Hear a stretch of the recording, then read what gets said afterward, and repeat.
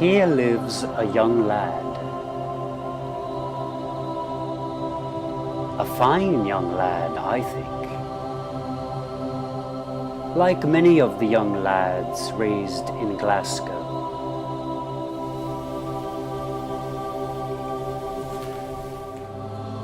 Clean, well-mannered, a place for everything and everything in its place. Extraordinarily polite, well-groomed for society. But I wonder what goes on behind those eyes in the mind of this lad.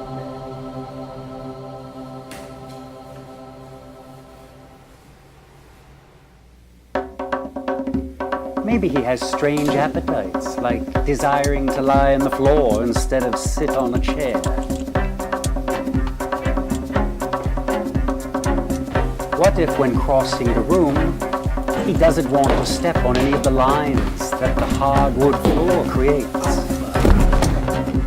Or what if he feels the need to have both shoulder blades against the wall when he goes to the kitchen?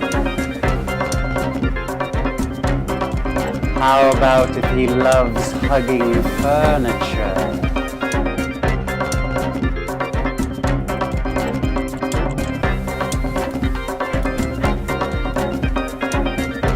Yes, one never knows what goes on in the mind of another.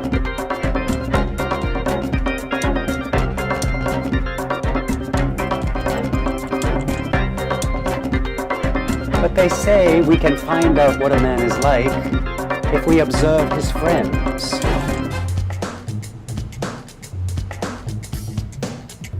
Now this lad happens to have many friends from the graveyard.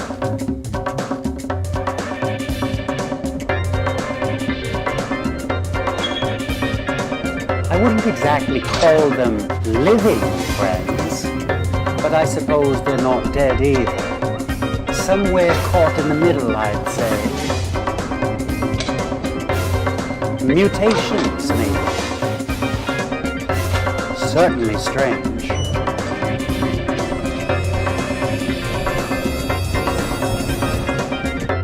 Well, they gathered at this table very often in the lad's house. He would have preferred to simply lie on the floor in one of the rooms. But duty demanded that he join them at table. Now these friends were terribly negative.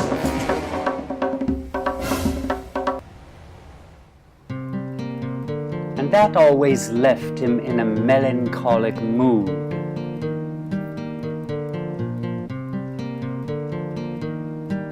At night, when he went to sleep, many times the feelings went with him.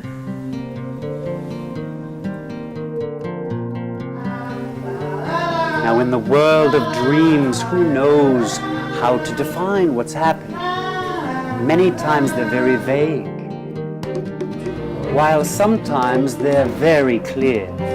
For instance, in the dreams where the lad's neighbor appeared, trying once again to create music on that stringed instrument. But in the dream, well, flesh eaters were summoned to cause him to stop creating that sound.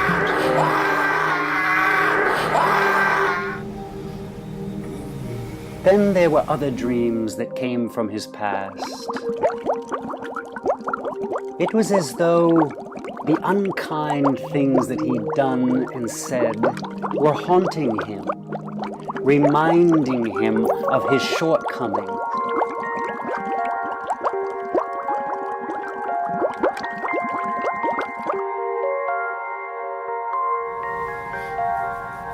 The lad wanted to be a good man, but he found a conflict within his own soul. He was hoping that the dreams would help him to understand what was happening. I think he became more confused by the dreams. Were they real? Was it true? Was it a bit of the past and the future and reality and fantasy, even confusion? Who knew? But one day something happened that was very clear. A woman appeared to him in a vision. She spoke to him. She said, "My child, awake. You've a very bright future before you. Don't live in negativity. We create our own lives. Be positive." Why, that meant everything to the lad. The next morning he arose. He realized he had seen the light. Some changes were to be made. He cleaned house, and then he decided he would do a thorough investigation of his own state of affairs. He was determined to take away all veneers and varnishes that covered who he really was and ask some deep questions. What kind of a man am I? The result of the whole experience left him euphoric. He realized what the woman in the vision had said was absolutely true. He was in charge of his own life, and he was going to celebrate. He began to dance from room to room. "I'm in charge of my own life," he cried.